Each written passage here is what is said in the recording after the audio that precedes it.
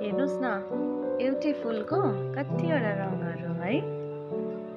मान्छेको जीवन पनि यस्तै रङहरू जस्तो लाग्छ क्या मलाई।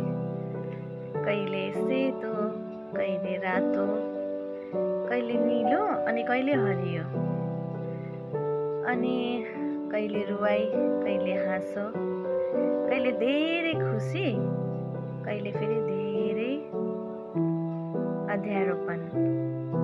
साँच्ची नै यो फुलहरूलाई हेरेर मलाई मेरो जिन्दगीको धेरै कुराहरू याद आयो।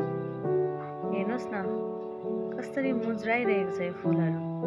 मान्छे पनि कहिले हामी यसरी नै मुज्राउँछौँ है, कहिले त यसरी सुकेर मरि पनि हाल्छौँ। तर यो उदासीको पलहरूबाट पनि मलाई चाहिँ मेरो परमेश्वरले धेरै खुसी राख्नु भएको छ।